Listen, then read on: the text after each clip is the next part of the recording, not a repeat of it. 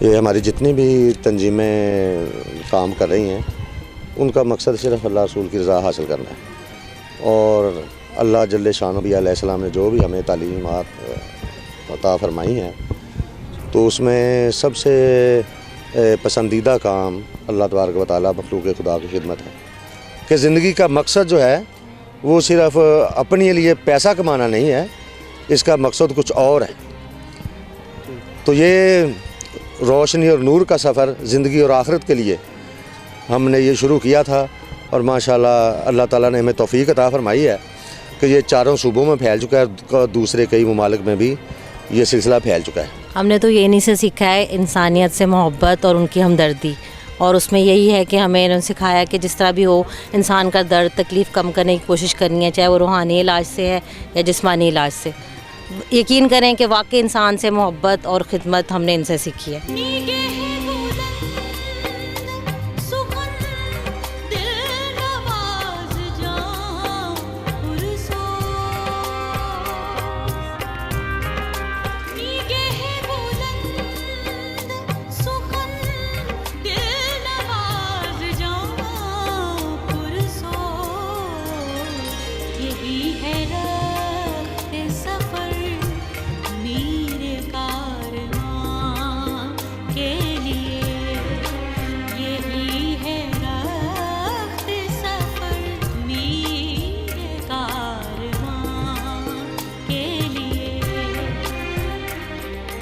میرا قبلہ کے جو سیرت کے واقعات ہیں انسانوں کے ساتھ، ہو آپ کے مسلمانوں کے ساتھ، انسانیت کے ساتھ، وہ تو سب لوگوں پہ آیا ہے۔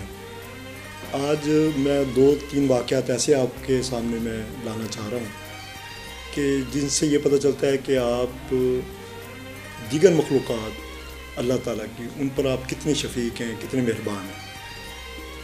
یہ پچھلے سال کا واقعہ ہے، سردیوں کا۔ رات کو غالباً 4 یا 5 بج رہے ہوں گے، فجر سے پہلے کی بات ہے۔ تو میری آنکھ کھلی تو باہر گلی میں ایک کتا وہ رو رہا تھا، مطلب کرا رہا تھا۔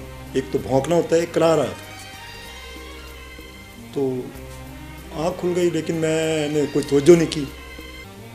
تو میرا گھر چونکہ میرے قبلہ حضور صوفی مسعود احمد صدیقی لسانی سرکار مدظ اللہ علیہ ان کے ساتھ ہی ہے۔ تو تھوڑی دیر بعد میرے رات کے ٹائم آواز پتہ لگ جاتا ہے کہ رہائش گاہ کا، آپ کی رہائش گاہ کا دروازہ کھلا اور سرکار جی کی آواز آئی۔ تو میں فوراً بستر سے اٹھا کہ میرے قبلہ باہر تشریف فرمایا سب۔ تو جیسے ہی میں باہر نکلا ہوں تو اتنی دیر میں میرے قبلہ واپس اندر رہائش گاہ میں چلے گئے تھے۔ تو سیکورٹی گارڈ دیکھا تو سیکورٹی گارڈ ایک کتا تھا جو زخمی حالت میں تھا اور بڑا کمزور اور ہڈیاں نکلی ہوئی تھیں۔ وہ ایک پیالے میں اس کو دودھ پلا رہا تھا۔ اس سے جب میں نے پوچھا کہ یہ دودھ کون لے کے آیا، کیسے، انہوں نے کہا کہ ابھی سرکار جی تشریف لائے تھے۔ تو آپ نے باقاعدہ اس کو بلکہ دودھ کو تھوڑا سا ٹھنڈا کیا، گرم کر کے لے کے آئے تھے، نیم گرم، اور اس کتے کے آگے مجھے کہا کہ اس کو پلاؤ۔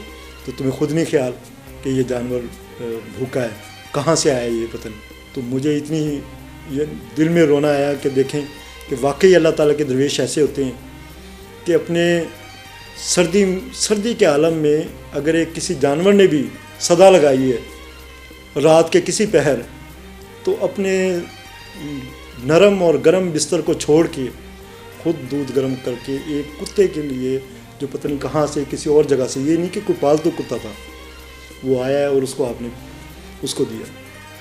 تو واقعی اللہ تعالیٰ نے ان کو نوازا ہے جن کے دل میں جانور تک کے لیے ایسی شفقت ہے، اور جو اپنے بستر پہ بھی ان کا کرب کو، ان کے دکھ کو، ان کی بھوک کو محسوس کرتے ہیں، جبکہ ہمارے جیسے تو انسانوں کو نہیں سمجھتے کچھ۔